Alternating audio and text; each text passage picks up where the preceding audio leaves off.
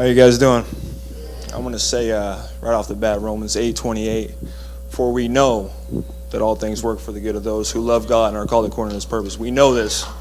Not all things are good. I was raised in a broken home. My parents split up and did the whole get back together thing from the time I was 6 until 11, and my dad was an alcoholic. And he wasn't nice when he drank, and so that was the atmosphere I had for that much time. My first run-in with the police, I was 8 years old. I ran away from school when I was in second grade, and it never stopped. I got worse. I was the middle child. I have a brother that's 4 years older, a sister that's 4 years younger. They were loving, as siblings, but again, that was my life. I was the middle. I was stuck in between. I felt like nitpicking. When I was going to school, I heard this thing on the radio on the bus one day. It says, when you're at home is all you think about is work, and when you're at work is all you think about is home. And I put that to school. The whole time I was at school, all I could think about was my home life, and it sucked. And the whole time I was at home, all I could think about was school, and because of my home life, my school life suffered as well. And I found marijuana at the age of 12 when I started skateboarding, and it took that away. But from then on, it just progressed. Started abusing other things. You go from weed and it just goes on up. There's no way around it. It is a gateway drug.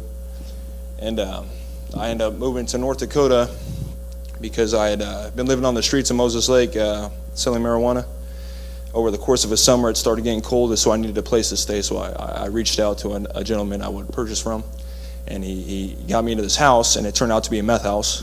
I wasn't aware of that until, the people are up nonstop for days on end. So I seen my friends one at a time start to do the harder drugs, and to space myself from this, I moved with my grandparents in North Dakota when I was from like 16 to 17, and I got up there, and I didn't change my lifestyle at all. I continued to smoke weed and skateboard. I had a full-time job, but eventually I came back to Moses Lake, and the first thing I did, because I didn't change my situation, I got sucked right back into the gravity. I started smoking meth when I was 17, and I went off the deep end, hard. And in the middle of my addiction, I got with this woman. She's 12 years older than me, and I had a son. His name is Jasper. He just turned 6. He's the love of my life, other than Jesus. And I'll tell you what, from where I was at when I was his age, he's pretty much going through the same thing. Broken home, 6 years old. But grace came to find me. I went from living at my parents' house to the streets. I had my son. I moved back in with my parents' house. I ended up getting kicked out of my parents' house because I was completely unstable.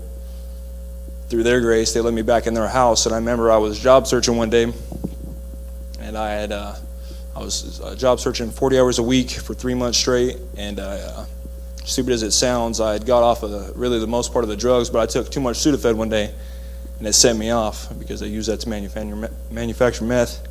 And in the middle of job hunting one day, I went out and got high. And I went home, slept, whatever. The next day when I got up, I was leaving to go search for a job again. And I made a conscious decision when I was telling my son goodbye that I was not going to come back home. I abandoned my son when he was 3 years old to go run the streets. And I went on a bender that lasted about 5 months. I'm 250 pounds now. If you can imagine me at 160 pounds. That's what I entered jail at. I went to jail for a robbery. I was 160 pounds. On the way for this crime, I had this female friend of mine. She rolled up in a red Mustang, and she asked me if I want to go do something stupid. I was under the influence, and I said I would love to go do something stupid. So we got in the car, and on the way to do something stupid, I had a strong desire to pray. And so I prayed. I told her I'm going to pray, and she was taken back, like physically taken back. She's like, "You're what?" I said, "I'm going to pray." And so I prayed out loud, short and simple, "God protect us." An hour later, I'm in the back of a cop car. I went to serve 5 months, a 23-hour lockdown in Grant County. And in the middle of that, I was 2 months in. They asked me if I want to go to Teen Challenge, and I told them no. I was stuck in my ways. I wanted to go back. The enemy had a good hold. And it was about at that 2 months, right after I declined that fact, I realized how quick God had answered my prayers and protected me. And that was in May of 2011. Then I went in jail on August 2011. I gave my life in the jail cell in Grant County. I got out end of October. November 1st, I went into Teen Challenge. I did 13 months in Spokane. completed and started an internship up there. Came down here. I'm 8 months deep in my internship. I'll say all things are good. I work for the glory. I went and ministered I got the privilege to help baptize some of these guys. 1 year ago, I was getting baptized. This year, I'm helping with that. There's no other feeling than the saving grace of God. I went out today. This young gentleman, I'm helping mentor this guy. I've only seen him 3 times. The first time, he wanted nothing to do with the word. Nothing. Second time, just about the same. Countenance changed just a little bit. Today, I got to pray with that guy, and he asked me today, he said, "You act like it's your birthday all day, every day." And I said, "It's Jesus, man." And then, I'm taking around the spot, and he's a homebody. I have to go to this guy's house. It was out in Richland. I live in Pasco. I have to go all the way out to Richland to pick him up. And he's like, "Where's your house at?" I said, "In Pasco." He said, "You come all the way out here?" I said, "You're worth it. You're worth it." He's a seed. We got to water him, Don't expect him to come to you. You know what I mean? Don't closed mouths don't get fed. I mean, that's by the blood of the Lamb, the word of our testimony. The blood's his part.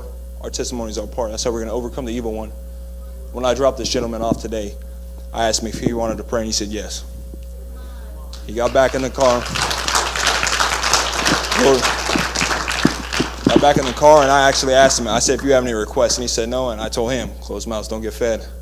And he actually gave me a request, which is far and few from the people that are new to it, Thank you for your time.